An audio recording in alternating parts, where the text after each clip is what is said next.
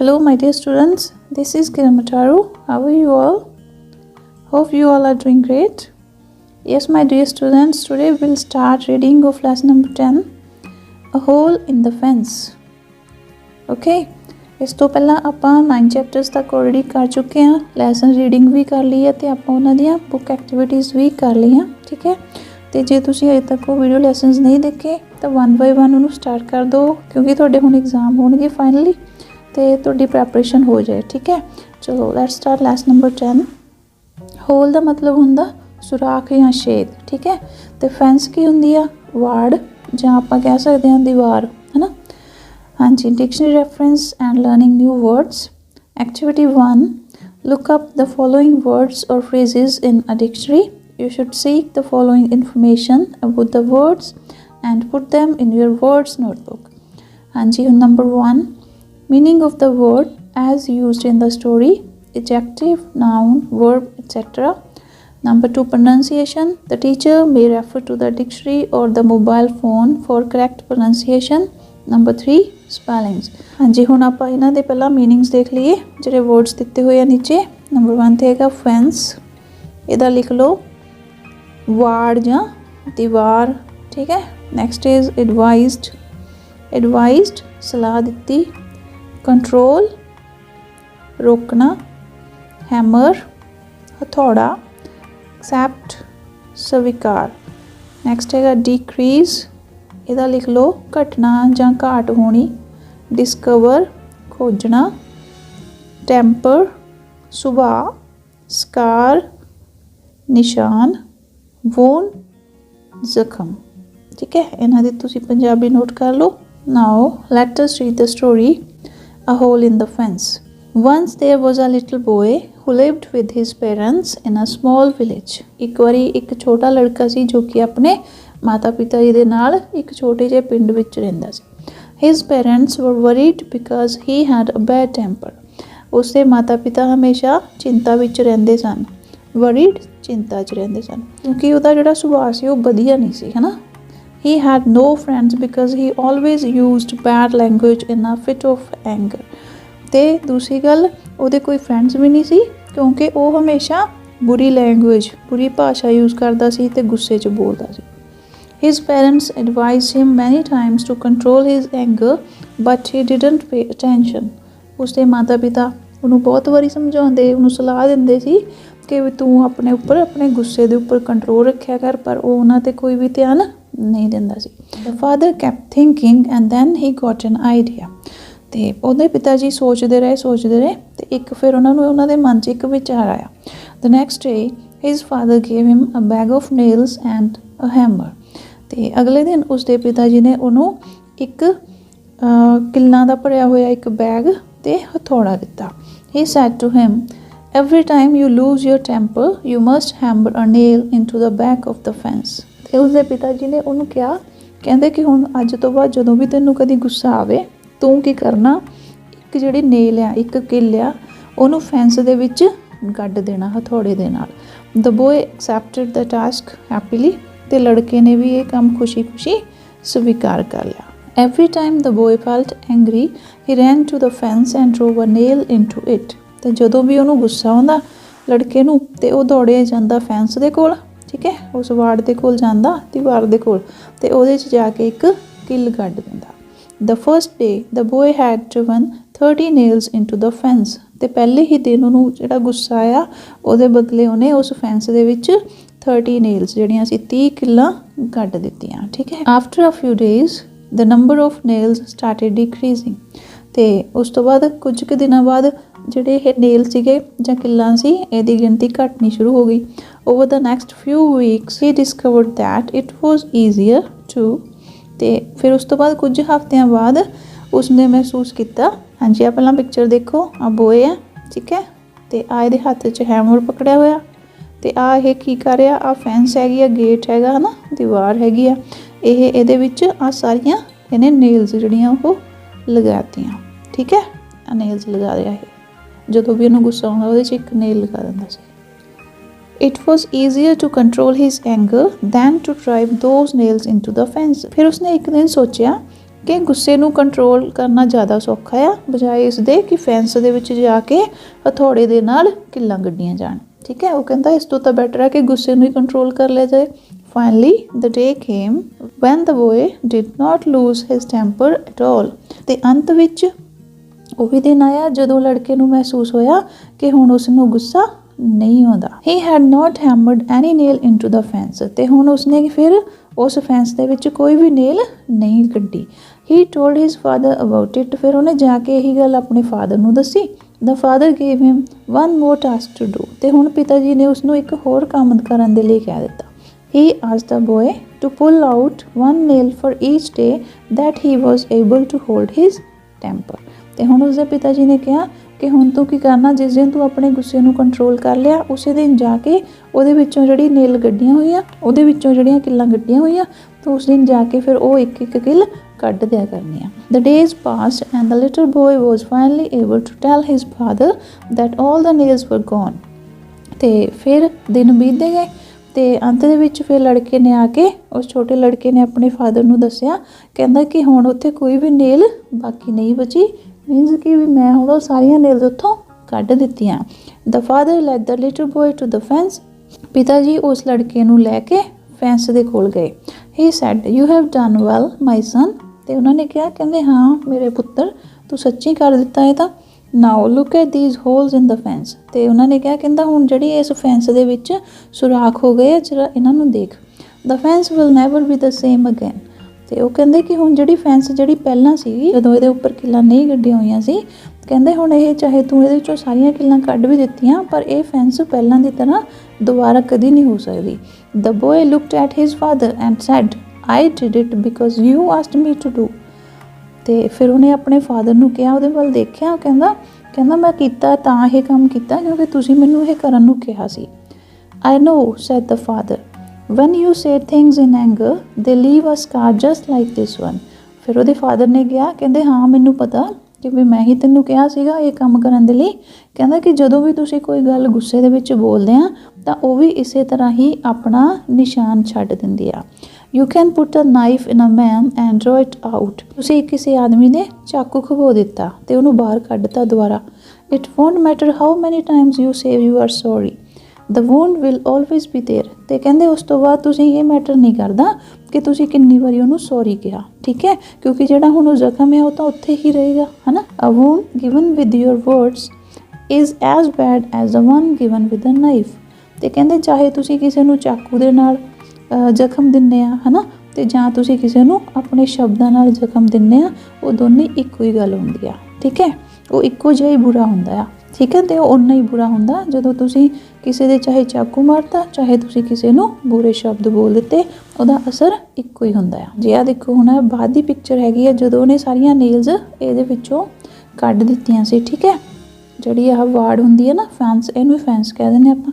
ਤੇ ਇਹਦੇ ਵਿੱਚੋਂ ਜਦੋਂ ਉਹਨੇ ਬੋਏ ਨੇ ਕੱਢ ਦਿੱਤੀਆਂ ਸੀ ਸਾਰੀਆਂ ਨੇਲਸ, ਤਾਂ ਵੀ ਉੱਥੇ ਤੁਸੀਂ ਦੇਖ ਰਹੇ ਹੋ ਆ ਸਾਰੇ ਜਿਹੜੇ ਸਕਾਰ ਆ, ਨਿਸ਼ਾਨ ਆ, ਇੱਥੇ ਐਜ਼ ਇਟ ਇਜ਼ ਹੀ ਦਿਖਾਈ ਦੇ ਰਿਹਾ, ਠੀਕ ਹੈ। ਸੋ ਇਸ ਤਰੀਕੇ ਨਾਲ ਉਹਦੇ ਫਾਦਰ ਨੇ ਉਸ ਲੜਕੇ ਨੂੰ, ਆਪਣੇ ਬੇਟੇ ਨੂੰ ਸਮਝਾਉਣ ਦੀ ਕੋਸ਼ਿਸ਼ ਕੀਤੀ ਸੀ ਕਿ ਆਪਾਂ ਮੰਨ ਲਓ ਜੇ ਕਿਸੇ ਨੂੰ ਕੋਈ ਬੁਰੇ ਸ਼ਬਦ ਵੀ ਬੋਲਦੇ ਹਾਂ ਤਾਂ ਉਹ ਵੀ ਉਨੇ ਹੀ ਜ਼ਖਮ ਦਿੰਦਾ ਜਿੰਨਾ ਕਿ ਕਿਸੇ ਨੂੰ ਚਾਕੂ ਮਾਰਨ ਤੋਂ ਬਾਅਦ ਉਹਦਾ ਜ਼ਖਮ ਹੁੰਦਾ ਆ, ਠੀਕ ਹੈ, ਵੀ ਤਾਂ ਵੀ ਉਹਨੂੰ ਉਨਾ ਹੀ ਮਹਿਸੂਸ ਹੁੰਦਾ ਆ।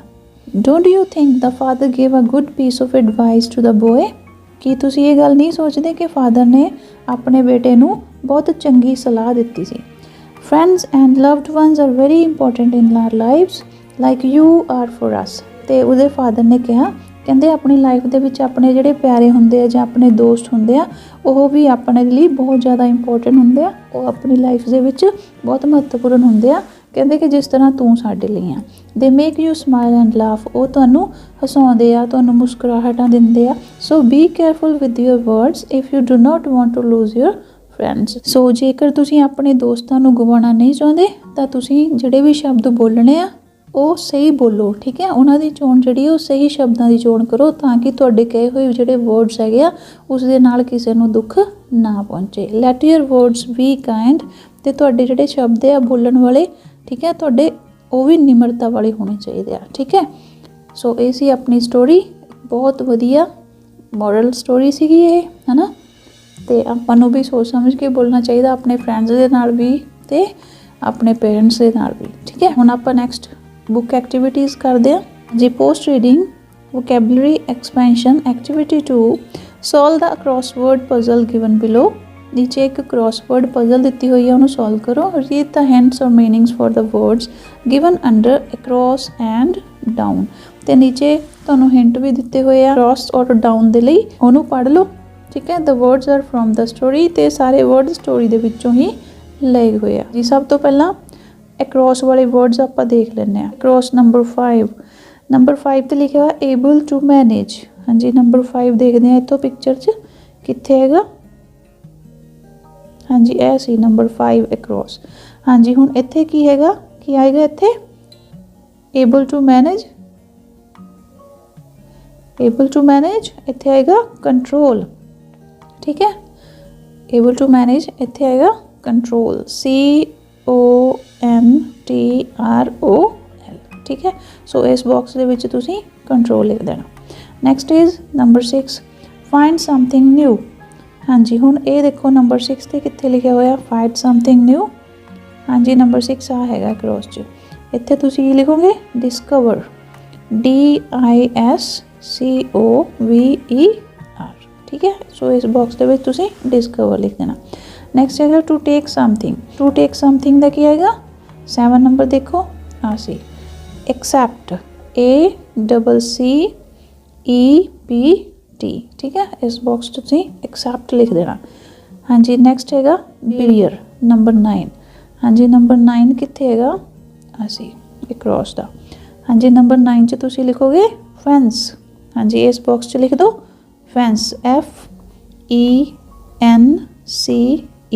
ठीक है, हाँ जी, number 10 a mark on the skin. हाँ जी, इत्थे लिख दो टीयर। हाँ, नीचे हैगा TEAR। ठीक है, इत्थे लिख दो टीयर। हाँ जी, हुण डाउन वाले देखते हैं। इत्थे नंबर 1 ते हैगा हिट समथिंग हार्ड। हाँ जी, हुण आ सी उपर 1 नंबर। इस बॉक्स दे विच तुसीं की लिखोगे हैमर, HAMMER। ठीक है, हैमर। नंबर 2 ते हैगा अ टीयर इन द स्किन। हाँ जी, हुण इत्थे की आएगा वूंड। आपां देखदे आ सी WOUND। ठीक है, next is number 3 become lesser और स्मॉलर। हाँ जी, हुण इहदे च आएगा डिक्रीज। हाँ जी, हुण देखो नंबर 3 कित्थे हैगा,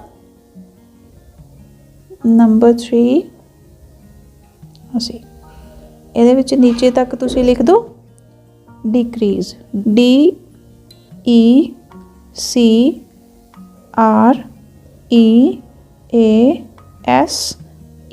ठीक है, डिक्रीज।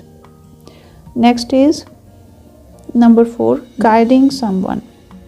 हाँ जी, हुण इहदा आएगा गाइडिंग समवन नंबर 4 ते advise, ADVISE a state of being angry और काम। हाँ जी, इहदे च लिख दो टैंपर। हाँ जी, कित्थे हैगा हुण आ सी नंबर 8। इत्थे लिख दो टैंपर, TEMPER। ठीक है, तो टैंपर लिख दो। चलो नैक्सट देखते हैं जी। Learning to read and comprehend activity 3 answer the following questions as briefly as you can. नीचे क्वेश्चंस लिखे हुए चैप्टर दे विचों, इन्हां दे आपां आंसर देने आ। ठीक है, चलो देखते हैं activity 3 question number 1 why did the boy have no friends. हाँ जी, हुण उस बॉय दे उस लड़के दे क्यों फ्रेंड्स नहीं सन।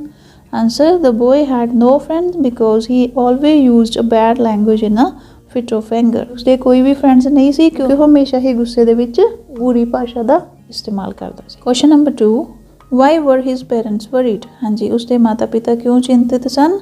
His parents were worried because he had a bad temper. हाँ जी, क्यों वो चिंता करते सी उसके पेरेंट्स क्योंकि वो गुस्से नाल बोलदा सी, उसका जिहड़ा सुभाਅ सी वो बुरा सी। हाँ जी, question number 3 what task did his father give to do. उसके पिता ने उसनूं किहड़ा काम करन लई किहा सी। Answer his father gave him a bag of nails and hammer and said every time you lose your temper you must hammer a nail into the back of the fence. हाँ जी, उसके फादर ने उन्होंने एक किल्लां दा bag ते हथौड़ा दिता सी ते कहा सी कि जदों भी तैनूं गुस्सा आवे, ठीक है, तू एक किल जाके फैंस दे विच कड्ड दें हथौड़े दे नाल। ठीक है, question number 4 how did it help the boy. जी इस चीज़ ने लड़के की किवें हेल्प की सी। By hammering nails he discovered that it was easier to control the anger misprint हैगा। It was easier to control the anger than to draw nails. हाँ जी हुण उहनूं इह पता लग गया सी कि जिहड़ी फैंस हैगी आ उहदे च किल्लां वड्डण दी बजाए गुस्से नूं कंट्रोल करना ज़्यादा ईजी है। हाँ जी next question number 5 what did the father tell him after he had taken out all the nails. ਜਦੋਂ ਉਸਨੇ ਸਾਰੀਆਂ ਨੇਲਸ ਕੱਢ ਦਿੱਤੀਆਂ ਸੀ ਤਾਂ ਉਸ ਤੋਂ ਬਾਅਦ ਪਿਤਾ ਜੀ ਨੇ ਉਹਨੂੰ ਕੀ ਕਿਹਾ ਸੀ। The father told him that a wound given with the words is as bad as the one given with the knife. ਹਾਂਜੀ ਉਸਦੇ ਪਿਤਾ ਜੀ ਨੇ ਕਿਹਾ ਸੀ ਕਿ ਕਿਸੇ ਨੂੰ ਜਿਹੜਾ ਸ਼ਬਦਾਂ ਦੇ ਨਾਲ ਦਿੱਤਾ ਗਿਆ ਜ਼ਖਮ ਉਹ ਵੀ ਉਨਾ ਹੀ ਬੁਰਾ ਹੁੰਦਾ ਜਿੰਨਾ ਕਿ ਕਿਸੇ ਨੂੰ ਚਾਕੂ ਦੇ ਨਾਲ ਦਿੱਤਾ ਗਿਆ ਜ਼ਖਮ। Question number 6 what is the moral of the story. ਹਾਂਜੀ ਇਸ ਸਟੋਰੀ ਤੋਂ ਤੁਹਾਨੂੰ ਸਿੱਖਿਆ ਮਿਲਦੀ ਹੈ। Answer we should be polite to others and use kind words. हाँ जी सानू दूजियां दे प्रति निमरता रखनी चाहिए आ ठीक है तो सानू काइंड वर्ड्स जिहड़े आ निमरता भरे वर्ड्स जिहड़े आ बोलने चाहिए। एक्टिविटी 4 राइट ट्रू और falls in the space given against each statement. हाँ जी नीचे ट्रू फॉल्स है आप स्टेटमेंट के सामने लिखने आ कि ट्रू या फॉल्स है। Number 1 the boy had many friends. Boy दे बहुत सारे फ्रेंड सी इहदा की आएगा फॉल्स। इत्थे फॉल्स कर दो मैं क्रॉस लगाया तुसीं एफ लिख दिओ। हाँ जी number 2 he had a habit of using bad language. हाँ जी वो बुरी भाषा का इस्तेमाल करता सी एक ही आएगा ट्रू। हाँ जी next number 3 his mother came up with the plan to help him. उससे मदर आई सी एक प्लान लैके कि उन्होंने हैल्प की जा सके नो इत्थे भी आएगा फॉल्स उसके फादर ने उसकी हैल्प की सी। Number 4 the boy hammered 9 nails into the fence on the first day. हाँ जी बॉय ने फैंस दे विच पहले दिन 9 नेल्स लगाइयां सी नो उन्हें फर्स्ट डे कितनियां लगाइयां सी 30 नेल्स। हाँ जी next is number 5 the boy never learn to control his temper. लड़के ने यह सीखिया ही नहीं सी कि गुस्से नूं किस तरह कंट्रोल किया जा सकता नहीं उन्हें सीख लिया सी है ना सो ये भी की हैगा फॉल्स है। Activity 5 select the correct option and fill it in the given blank. हाँ जी नीचों सिलेक्ट करनी है ऑप्शन तो जो भी आंसर है उन्होंने स्पेस दे विच फिलिंग द ब्लैंक जिहड़ियां दित्तियां उहदे च लिख देना। Number 1 the little boy was dash by other boys. Popular liked disliked. Little boy नूं दूसरे लड़कियां दे द्वारा की किया जांदा सी डिसलाइकड। हाँ जी number 2 the boy had no friends because. Boy दे कोई भी फ्रेंड्स नहीं सी क्योंकि he used bad language because he used bad language. Number 3 his father thought of a plan. His father thought of a advice to give him, task to give him, reason for his behavior। हाँ जी हुण इत्थे क्या आएगा advice to give him। उस 4 the father asked the boy to dash whenever he felt angry, drive a nail into the fence कि उदों ही वो जाके फैंस दे विच nail लगा देवे। Number 5 the father was able to dash him a lesson about good behavior। हाँ जी की आएगा show, teach या make टीच। हाँ जी the father was able to teach him ठीक है तो आएगा टीच। हाँ जी नेक्स्ट है learning language sentence and its types. Read the following sentences और ग्रुप ऑफ वर्ड्स। नीचे कुछ सेंटेंसेस दिते हैं रीड करो। Number 1 Amit is a good actor. Number 2 where are you going. Number 3 Seema works very hard. Number 4 what a beautiful day. Number 5 Chandigarh is the capital of Punjab. हाँ जी please note that all the sentences. हाँ जी हुण तुसीं उपर बड़े sentence देखे तो इन्हां विचों तुसीं कोई चीज़ नोट भी की होएगी। नंबर 1 ते की है बिगिन विद कैपिटल लैटर्स ये सारियां दा फर्स्ट लैटर की सी capital. Number 2 end with the full stop a question mark और एन एक्सक्लेमेशन मार्क। जिथे भी एक सेंटेंस खत्म होंदा उहदे लास्ट दे विच जां तां फुल स्टॉप सी ਜਾਂ क्वेश्चन मार्क सी ਜਾਂ फिर एक्सक्लेमेशन मार्क सी। Notice that these group of words make complete sense. हाँ जी हुण तुसीं देखिया होएगा कि जिहड़े भी सेंटेंस सी इन्हां दी एक कंप्लीट सेंस सी मीनस इह चों आपां नूं एक क्लीयर कोई गल समझ आउंदी सी। Now read the following group of words. हुण नीचे वाले जिहड़े ग्रुप ऑफ वर्ड्स है उहनूं देखो pot flowers the are in. Do these words make sense. हाँ जी की जिहड़ी ये लाइन जिहड़ी लिखी हुई है इह चों आपां नूं कोई सेंस पता लगदी है कुछ क्लीयर होंदी गल no they are merely 6 words that do not make any sense. ये तो सिर्फ 6 वर्ड्स दिते हुए आ ते इन्हां दी कोई भी सेंस नहीं हैगी। नैक्सट है now read the same words in another order हाँ जी, हुण उही शब्दां नूं उही वर्ड्स नूं एक होर ऑर्डर दे विच पढ़ो। The flowers are in the pot. Do these words make sense? हुण ये वाले वर्ड जिहड़े कोई सेंस बनाउंदे आ? Yes, they make a complete sense, क्योंकि हुण आपां नूं विचों सारी गल क्लीयर हुंदी आ। The flowers are in the pot कि फ्लावर्स जिहड़े आ ओह पॉट दे विच हन। ठीक है। A sentence is a group of words that makes complete sense. हाँ जी, यह डेफिनेशन है कि सेंटेंस की कि सेंटेंस एक अजिहे शब्दों का ग्रुप हुंदा जिहड़े कि एक कंप्लीट सेंस बनाउंदे आ। ठीक। The 3 things you must remember about a sentence are that. तुसी किसी भी सेंटेंस के लिए आ नीचे वाली 3 गल्लां याद रखनियां। पहली, the words must be placed in proper order to make a complete sense.